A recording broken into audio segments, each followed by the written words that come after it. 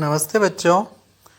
हम लोग अभी 2 दिन से आपको जो होमवर्क भेज रहे थे वो हिंदी विषय का भेज रहे थे, ग्रामर का।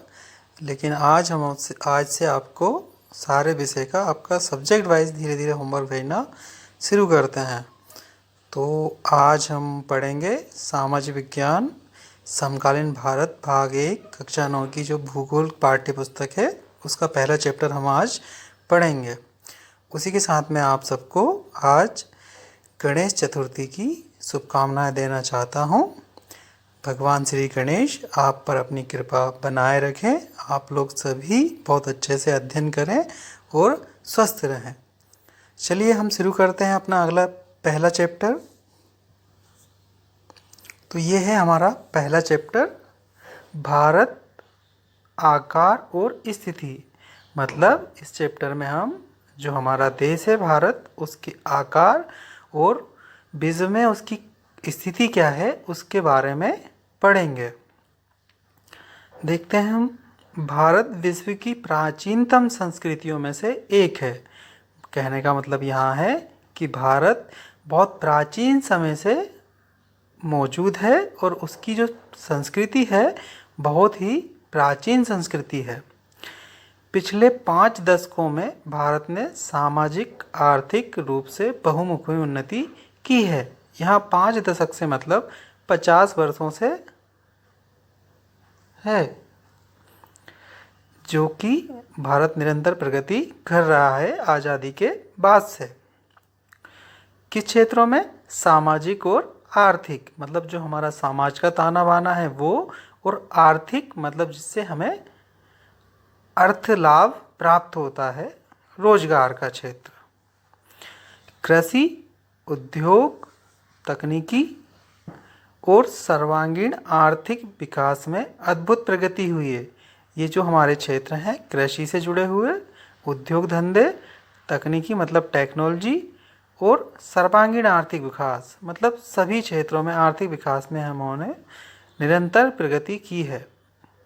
भारत का विश्व इतिहास में भी महत्वपूर्ण योगदान रहा है। अगर हम प्राचीन समय से देखें तो भारत का पूरे विश्व के इतिहास में एक विशेष योगदान रहा है।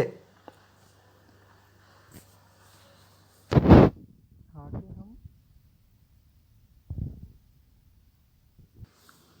स्थिति, अब हम बात करेंगे भारत की स्थिति के बारे में। स्थिति से मतलब है भारत की भौगोलिक स्थिति। नीचे जो आपको मैप दिख रहा होगा ये हमारी पृथ्वी का मैप है और इसमें भारत कहाँ पर है, उसकी विस्तार कहाँ तक है, उस सब के बारे में हम पढ़ेंगे। तो पढ़ना शुरू करते हैं।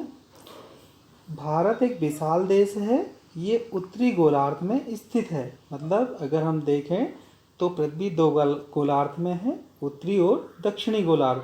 तो हमारी जो स्थिति है भारत की, आपको पीले कलर में दिख रही होगी, ये आता है उत्तरी गोलार्ध में। चित्र दिया है आपके सामने। इसका मुख्य भाग 8 डिग्री 4 उत्तर से 37 डिग्री 6 उत्तरी अक्षांश तथा 68.7 पूर्व से 97.25 पूर्व देशांतर तक है। कर्क रेखा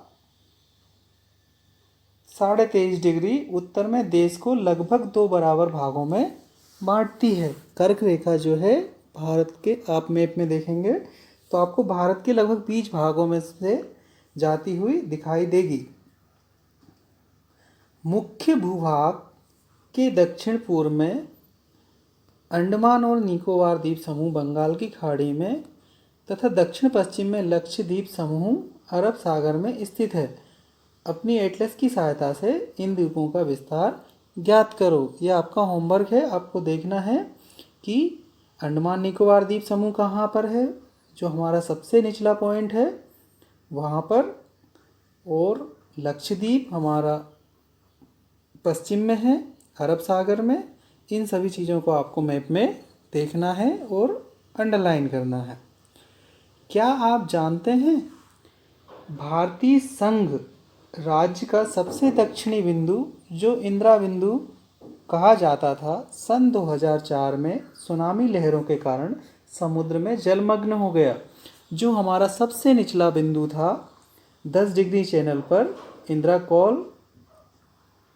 बिंदु जो था, इंदिरा कोल हमारा सबसे ऊपरी बिंदु है। तो इंदिरा बिंदु जो था 2004 में जब सुनामी आई तो उस समय वो पॉइंट हमारा नष्ट हो गया, जो 10 डिग्री चैनल पर अंडमान निकोबार द्वीप समूह पर स्थित था। अब हम बात कर लेते हैं भारत के आकार की। भारत के भूभाग का कुल क्षेत्रफल लगभग 32.8 लाख वर्ग किलोमीटर है। जो हमारे पास कुल भूमि है पूरी पृथ्वी की, वो 32.8 लाख है। भारत का क्षेत्रफल विश्व के कुल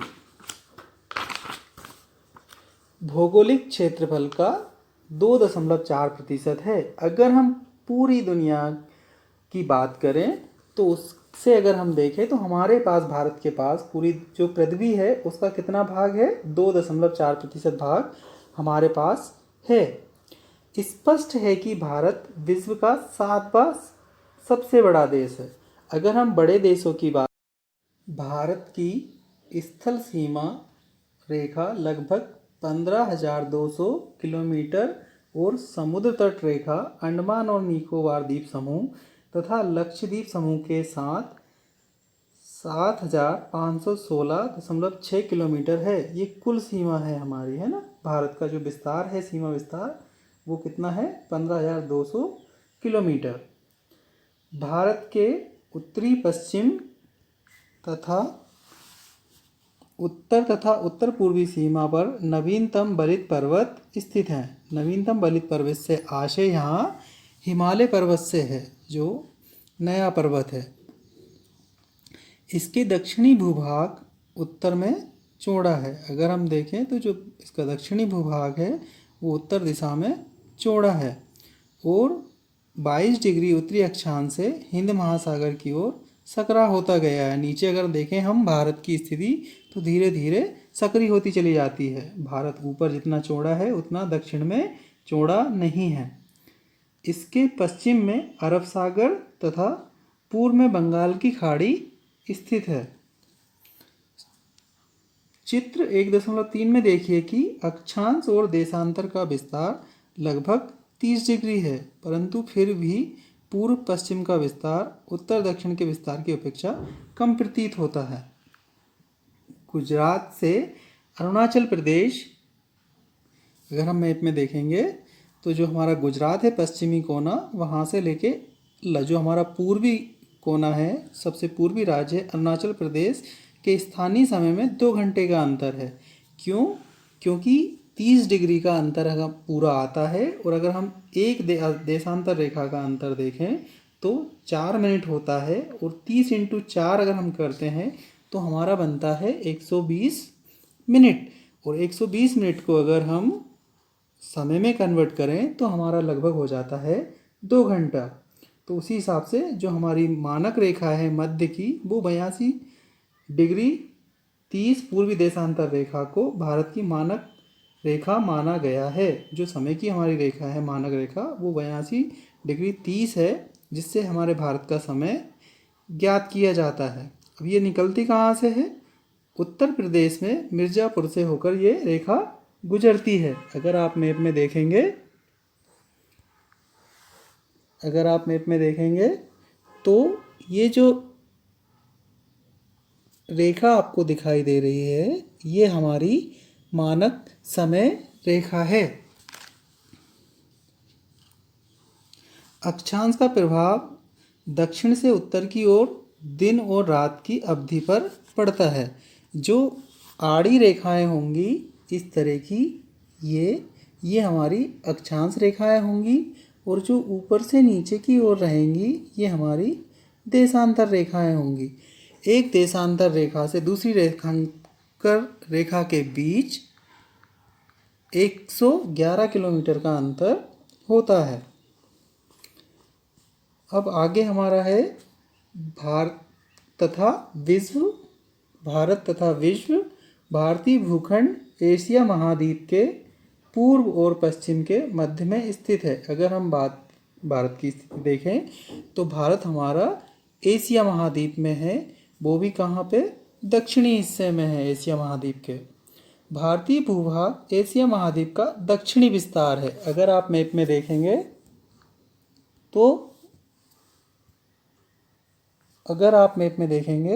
तो हम कहाँ है एशिया में, ये जो पीला हिस्सा दिख रहा है यहाँ पे हम दक्षिणी हिस्से में मौजूद हैं एशिया महाद्वीप में। ये पूरा एशिया महाद्वीप है, उसमें हम दक्षिणी हिस्से में स्थित हैं।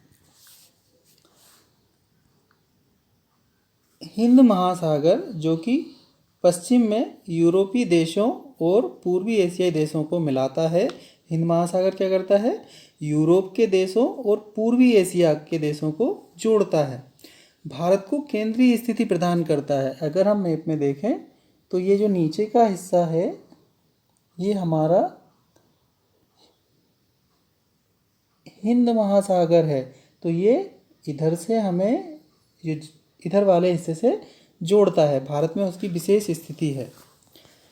देखिए दक्षिण का पठार हिंद महासागर में शीर्षवत फैला हुआ है और पश्चिम एशिया, अफ्रीका और यूरोप के देशों के साथ साथ पूर्वी एशिया के देशों से भी पूर्वी तट के माध्यम से निकटतम संबंध बनाए रखे हुए है।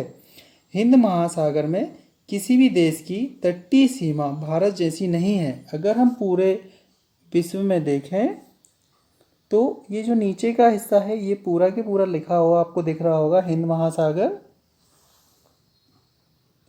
ये हिंद महासागर है जो भारत की भौगोलिक स्थिति को दिखाता है और इसका ज़्यादातर हिस्सा भारत के पास है और जो भी समुद्र के रास्ते व्यापार होता है उसमें भारत की विशेष स्थिति है। भारत की इसी महत्वपूर्ण स्थिति के कारण एक महासागर का नाम इसके नाम पर रखा गया है। भारत विश्व में एकमात्र देश है जिस देश के नाम पर किसी महासागर का नाम रखा गया हो।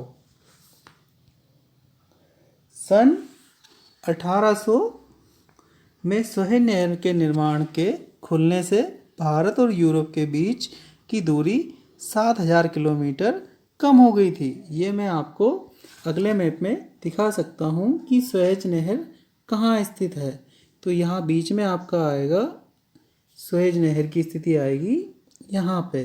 पहले क्या होता था, यूरोप से कोई भी जो जहाज आते थे वो इस रास्ते को पार करके आते थे, लेकिन बीच में ये नहर बन जाने से यहाँ से व्यापार के जहाज निकलने लगे और ये दूरी घटकर 7000 किलोमीटर कम हो गई थी।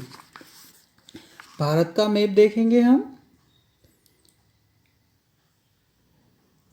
भारत का मैप देखेंगे, इसमें हम बात करेंगे बच्चों, आप नीचे के मैप में एक चार्ट दिया हुआ है 2015 का, विश्व के 7 बड़े देश। इसमें आप विश्व के जो सबसे बड़े देश हैं उन देशों के नाम देख सकते हैं चार्ट के माध्यम से और वहाँ की आबादी के बारे में। तो सबसे बड़ा हमारा देश है विश्व का रूस। उसके बाद में नंबर आता है कनाडा का जो संयुक्त राज्य अमेरिका से लगा हुआ है।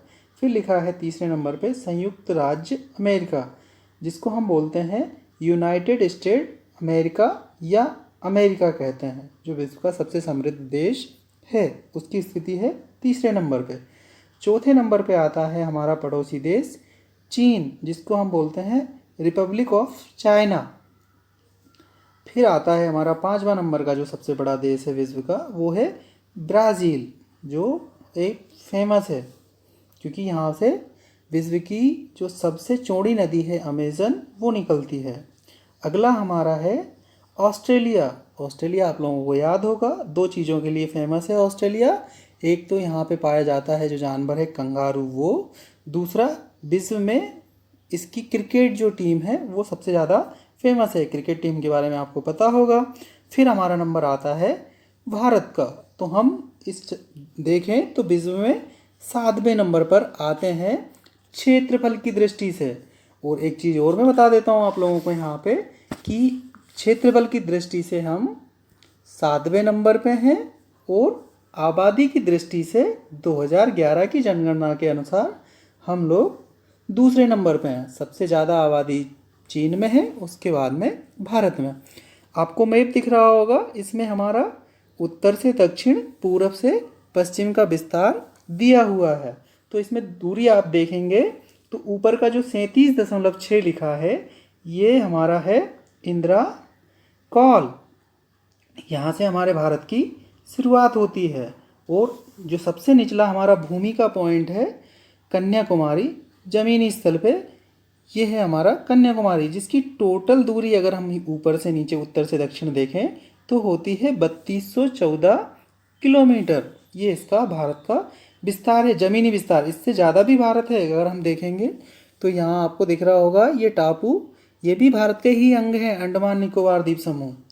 और अब हम देखते हैं इसका पूरब से पश्चिम का विस्तार। तो पूरब से पश्चिम में हम देखें तो पूरब में आपको पॉइंट दिख रहा होगा 97.25। यहाँ से ये हमारा पूर्वी पॉइंट है अरुणाचल प्रदेश का। और दक्षिण में हमारा पॉइंट दिख रहा होगा आपको, वहाँ तक, वो गुजरात का हिस्सा है, वहाँ तक की हमारी दूरी है 2933 किलोमीटर।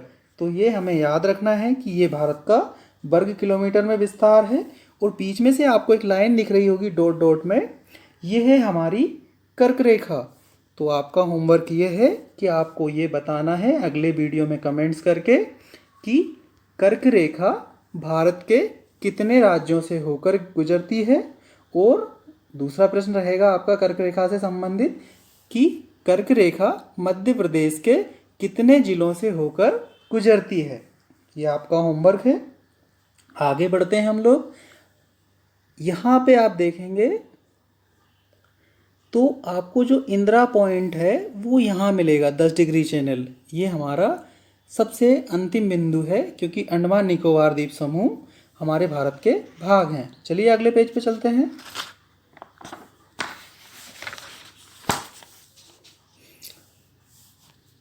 अंतर्राष्ट्रीय व्यापार मार्ग, आपको ऊपर जो फोटो दिख रहा है उसमें अंतर्राष्ट्रीय व्यापार के मार्गों को दिखाया गया है कि कहाँ से हम व्यापार करते हैं। और वहीं पर उन्होंने बोला भी था सुएज नहर के बारे में। तो आप लोग देख सकते हैं सुएज नहर, इसमें आपको ढूंढना है।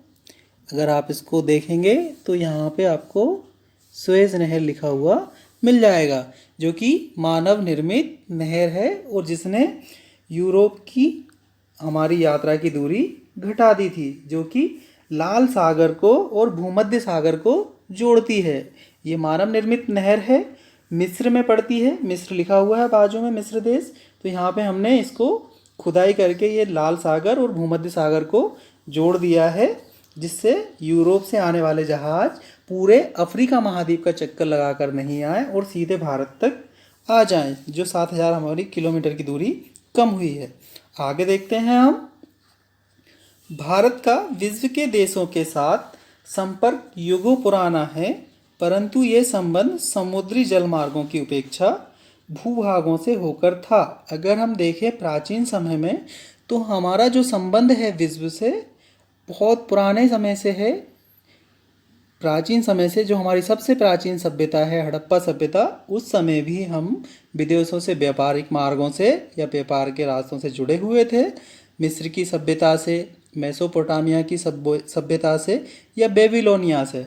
लेकिन इन सब से हमारा उस समय जो व्यापार होता था वो अधिकतर होता था व्यापार मार्ग से। इधर से हम लोग जो व्यापार करते थे इस रास्ते से करते थे, ना कि समुद्री रास्ते थे, क्योंकि उस समय जहाज निर्माण में इतना विशेष योगदान नहीं था।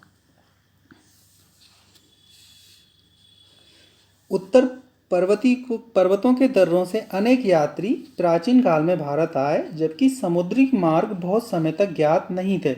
समुद्री रास्तों का हमें ज्ञान नहीं था। और जो हमारे उत्तरी पर्वत हैं, उत्तर दिशा के जो पर्वत हैं, हिंदुकुश पर्वत श्रेणी है, वहाँ से बहुत सारे लोग विदेशों से, चाइना से आए हैं, होनसांग, वो इस वाले रास्ते से भारत आए हैं। इधर से मोरक्को से आया है इवन बबूता, वो भी इसी रास्ते से भारत में आए हैं, क्योंकि उस समय समुद्री रास्तों का ज्ञान नहीं था।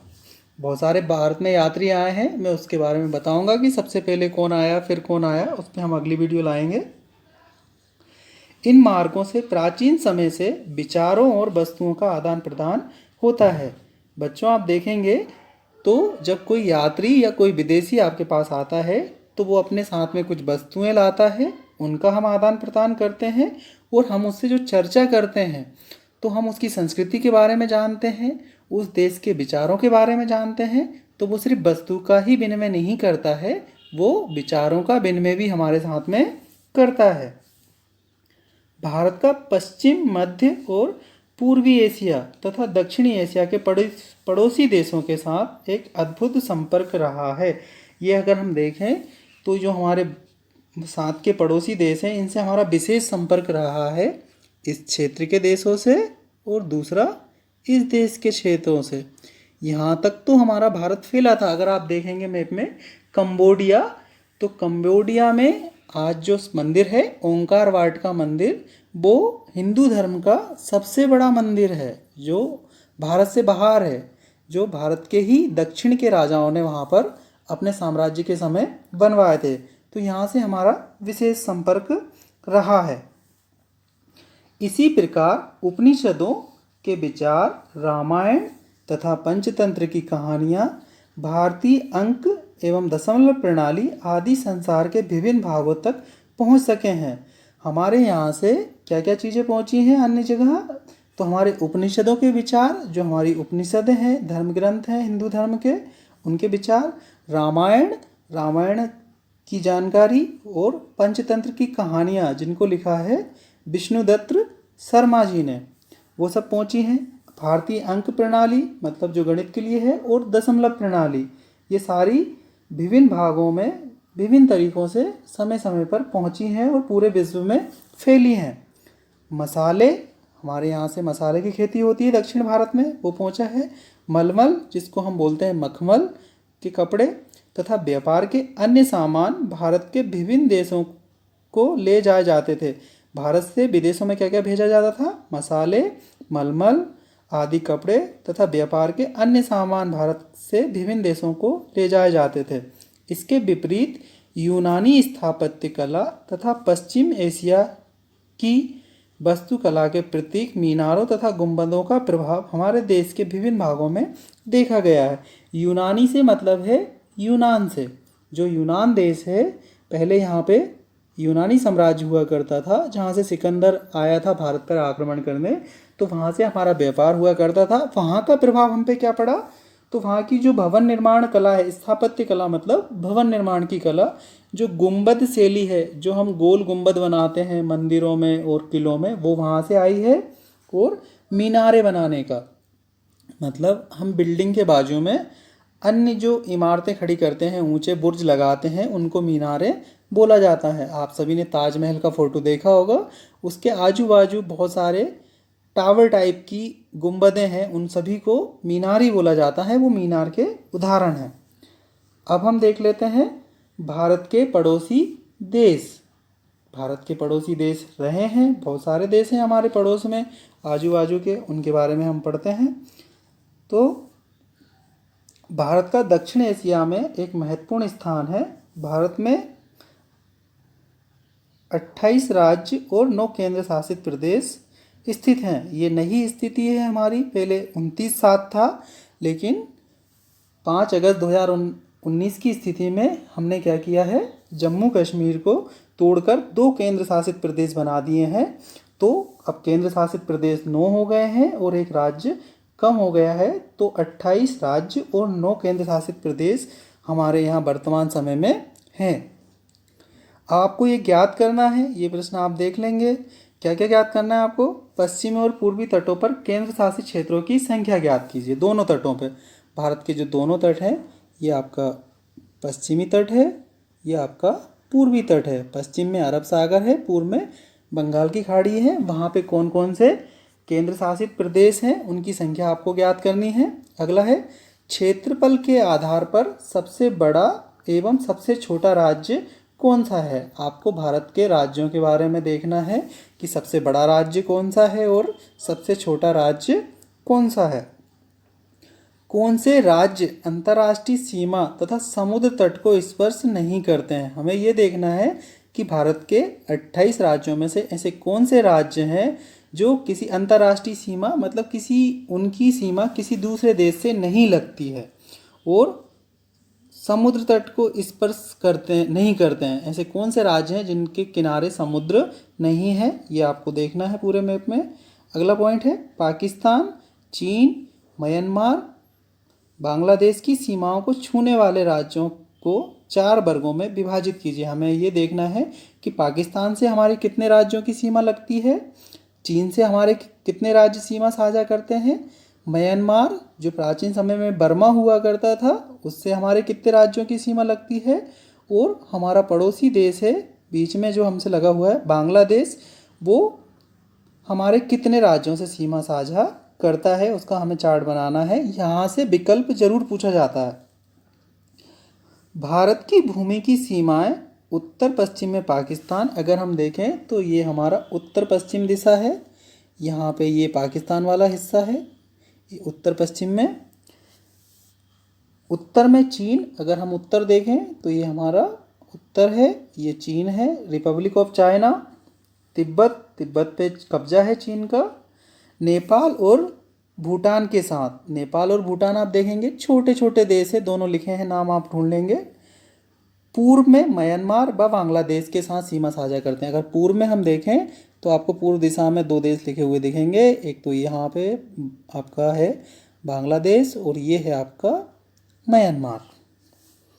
क्या आप जानते हैं सन 1947 से पूर्व भारत में 2 प्रकार के राज्य थे, प्रांत और रियासत। वाइसराय द्वारा नियुक्त अंग्रेज अधिकारी प्रांतों पर शासन करते थे और रियासतों का स्थानीय शासकों द्वारा पैतृकता के आधार पर अंग्रेजी शासकों की प्रभुसत्ता मानकर स्वायत्तता से शासन किया जाता था। अगर हम देखें 15 अगस्त 1947 से पूर्व की स्थिति, तो पूरा भारत 2 भागों में बटा हुआ था, प्रांत और रियासत। प्रांतों पर अंग्रेजों का शासन था कुछ पे, और कुछ छोटी छोटी रियासतें भारत में थी। लगभग 500 से 600 रियासतें भारत में थी जिन पे राजा शासन करते थे, और जो प्रांत थे उन पे अंग्रेज शासन करते थे वाइसराय के माध्यम से, जो कि वाइसराय अधीन होते थे किसके, इंग्लैंड की महारानी के अधीन, क्राउन के अधीन होकर शासन करते थे।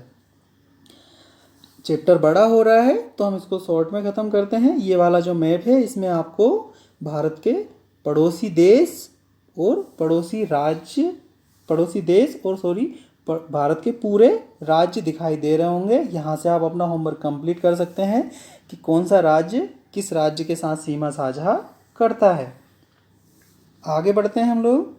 दक्षिण में समुद्र पार हमारे पड़ोसी 2 द्वीप समूह राष्ट्र श्रीलंका और मालदीव हैं। प्रश्न कभी कभी आ जाता है कि हमारे 2 पड़ोसी समुद्री राज्यों के नाम बताओ, तो हम गलती से लिख देते हैं बांग्लादेश, नेपाल, जबकि उसमें लिखा क्या होता है समुद्री पड़ोसी देशों के नाम बताओ। तो हमें ये गलती नहीं करनी है। ये हमारा समुद्री पड़ोसी देश है श्रीलंका, और इधर आप देखोगे तो ये जो टापू हैं छोटे छोटे, ये है हमारा मालदीव, जो हमारे समुद्री पड़ोसी देश हैं, है ना। स्थलीय ऊपर वाले हैं, नीचे वाले 2 पड़ोसी देश हैं हमारे मालदीव और श्रीलंका। भारत और श्रीलंका के बीच में छोटा समुद्री रास्ता पाक जल संधि तथा मन्नार की खाड़ी है। एक प्रश्न आता है आप लोगों का नबी में कि पाक जल संधि या मन्नार की खाड़ी कहाँ है, तो भारत और ये बीच में आप देखेंगे यहाँ पे बीच में समुद्र है जिसको चैनल बोलते हैं। 2 देशों के बीच में छोटा सकरा समुद्री क्षेत्र है तो उसको बोला जाता है खाड़ी या चैनल। तो यहाँ पर जो आपको रेड निशान दिख रहा है, यहाँ पे आपकी पाक जल संधि या मन्नार की खाड़ी स्थित है। कुछ खाड़ियाँ हम पढ़ेंगे, बताऊँगा मैं आपको कि खाड़ी क्या होती है, खाड़ी किसे कहते हैं। अपने पड़ोसी देशों के साथ भारत के भौगोलिक और ऐतिहासिक संबंध बहुत अच्छे रहे हैं। भारत के अपने पड़ोसी देशों के साथ में अगर हम ऐतिहासिक संबंध देखें, प्राचीन ऐतिहासिक से मतलब है प्राचीन समय से, तो बहुत अच्छे संबंध रहे हैं प्राचीन काल से ही। अपनी एटलस में एशिया के मानचित्र में देखा है कि भारत कैसे अलग दिखाई देता है। आप पूरे एटलस में देखेंगे तो आपको समझ में आ जाएगा। चलिए हम आगे बढ़ते हैं। ये चैप्टर लगभग हमारा कंप्लीट हो गया है, सिर्फ अब ये बचा है यहाँ पे एक प्रश्न। क्या आप जानते हैं स्कूल भुवन एक पोर्टल है जो देश के प्राकृतिक संसाधनों, पर्यावरण और सतत विकास में उनकी भूमिका के बारे में छात्रों के बीच जागरूकता लाने के लिए मानचित्र आधारित शिक्षा प्रदान करता है। यह एनसीईआरटी पाठ्यक्रम के आधार पर भुवन एनसीईआरटी इसरो की एक पहल है। आप माध्यमिक स्तर से संबंधित भारत के विभिन्न मानचित्रों को देख सकते हैं। नीचे आपको एक वेबसाइट दी हुई है। अगर आपको और अच्छे से मैप देखना है भारत के बारे में तो ये एनसीईआरटी द्वारा दिए गई लिंक है, वेबसाइट है, जिससे जाकर कि आप और भारत के बारे में बहुत अच्छे से जान सकते हैं।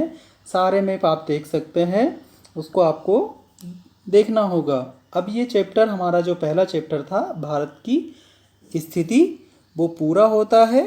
मुझे उम्मीद है कि तुम लोगों ने बहुत अच्छे से पढ़ा होगा, नोट किया होगा। नोट नहीं किया है तो आप इस वीडियो को कम से कम 2 बार देखें, सुने। जब भी आप फ्री रहें तब सुने तो आपको सारी चीज़ें मिल जाएं। मैं आपको जो प्रश्न हैं आपके वो करवाऊंगा नेक्स्ट वीडियो में, जो आपको जल्दी मिल जाएगी। तब तक आप अपने नोट्स बना लें, कॉपी में नोट कर लें और अपनी पढ़ाई को रेगुलर जारी रखें। क्यों कि हमें पढ़ना ही है, हम अपनी पढ़ाई को बंद नहीं कर सकते हैं। चलिए ठीक है, मिलते हैं अगले वीडियो में। जय हिंद।